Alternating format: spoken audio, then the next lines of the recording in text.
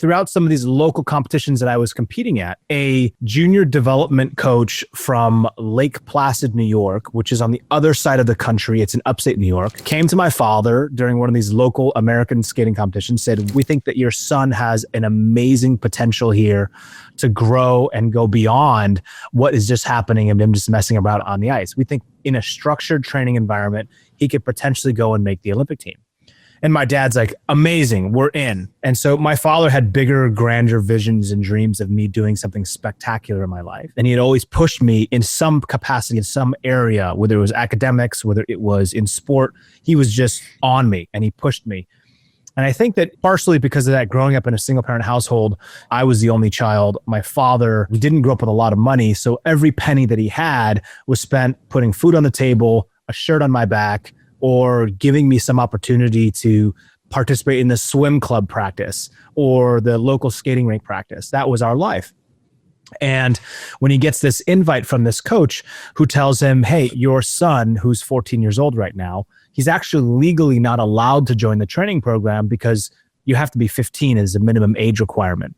They pull some strings. They talk to some people there and say, we think this was in 1996 and 1997, mind you, long time ago. Mm-hmm. But this is in preparation for the 1998 Olympic team trials, which the games are going to be held in Nagano, Japan. So give you additional context. My family, my heritage is my father's Japanese. I'm half Japanese. My father, grandparents, or his parents live in Nagano, Japan. So the fact that the Olympic Games were going to be held in Nagano, it was like this story picture situation where my dad had been connecting these dots and be like, okay, we've got some green lights here. None of this means anything to me, by the way. Like, I've got no idea. I'm just like messing around on the ice and beating athletes. So get this invite. My father explains to me, hey, I've seen the type of kids and the environment that you've been hanging out with here in south of Seattle. I don't like it. I don't think it's productive. I don't think it's positive. We have an opportunity here, Apollo, for you to go live and train in the Olympic Training Center and do something amazing. He didn't know if I was going to make the Olympic team. He hoped, but he thought this was a great chance, and that one chance that he shouldn't and was not going to throw away.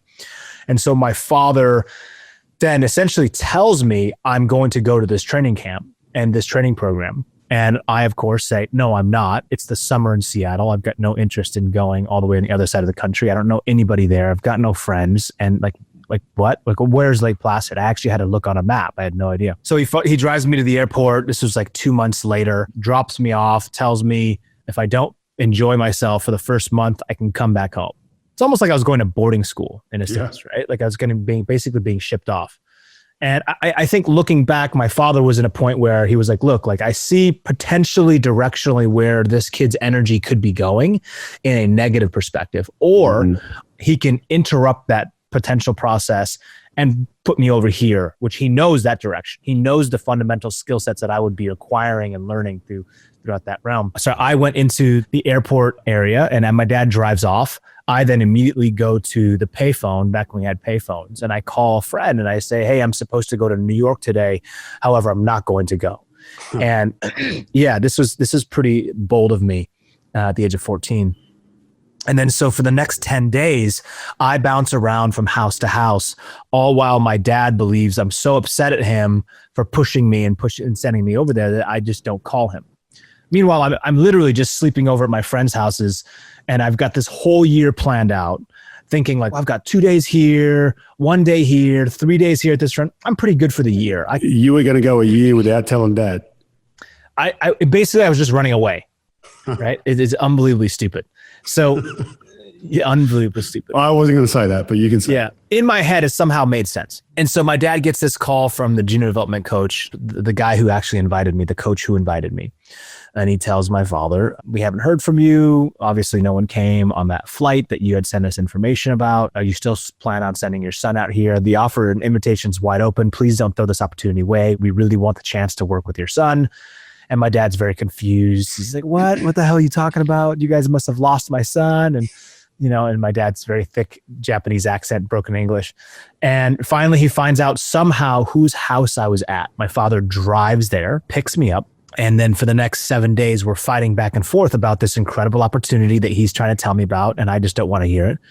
And finally, he packs my bags and we go back to the airport again. And he parks the car, walks into the airport with me, goes to the gate, gets on the plane with me. And, obviously then I understood that he was going to deliver me properly to the coach. And then we arrived into Albany, New York. Now we made the drive to Lake Placid. And from that point on, he walked right up. It was like 7 or 8 at night in the Olympic Training Center. And he walks right up to the guy and he's like, "Good luck." And he turns around. And then that was my entrance into the sport. Needless to say, I had a great coach who was very good at coaching younger athletes. And I wasn't in great shape. I had natural raw ability and talent that I was gifted with, I think. But it wasn't like I understood the level of complexity that the sport had or the potential that was there above and beyond just those table stakes of walking to the start line and racing against other 12, 13, 14-year-old athletes. Yeah. But you get on a fast track here, like, excuse the pun, but you all of a sudden go from just entering this Olympic training program to becoming national champion, like within that year, or we were like very quickly? Yeah, it was absurd actually how fast we accelerated. So what this coach was really good at with me was identifying the areas that he knew that I needed to grow upon. Now I'm a growing young kid who is just strong, and with a little bit of weight training, like you see astronomical gains in performance. Like it's unbelievable.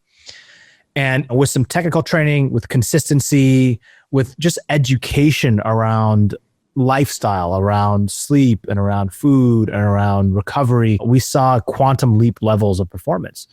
And also it was this combination of me just being so playful on the ice. At the age of 14, it was really fun. It was fun to skate. It was fun.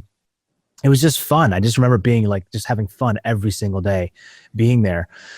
And 7 months into the training program, which is, by the way, it's like 24/7, right? You're living in a dorm atmosphere with other Olympic athletes and Olympic hopefuls, and you're going to the ice, you're doing training early in the morning, going to school throughout the end of the day, and then doing your afternoon training in the afternoon.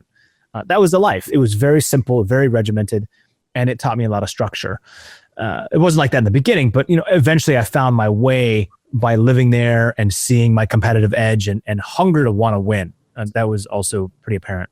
Mm-hmm. And then when I showed up at the 1997 World Team Trials, so this is basically the national championships. So all of the senior, junior, essentially anyone who wants to have a spot on the world team, they only give 5 spots on the world team for men and women each. You go and compete in these trials. I ended up actually winning the trials and doing so in such convincing fashion. I internally was thinking in my head, like, is this it? Is this all that we have? Very, very cocky, very naive, but also just very confused because I was like, I don't understand how that guy who's 35, who's been skating for 20 years, why he can't beat me. Like that just seemed awkward and weird to me. And looking back now and seeing how I skated and seeing the technical aspects of the sport, and it was fascinating to see how that grew. And that was my entrance into the world of short track, is when I made that first team. I then started traveling on world championship teams, competing in Nagano, Japan for the world championships, going to China, going to Italy. And that began this like almost 15-year career of being on the team.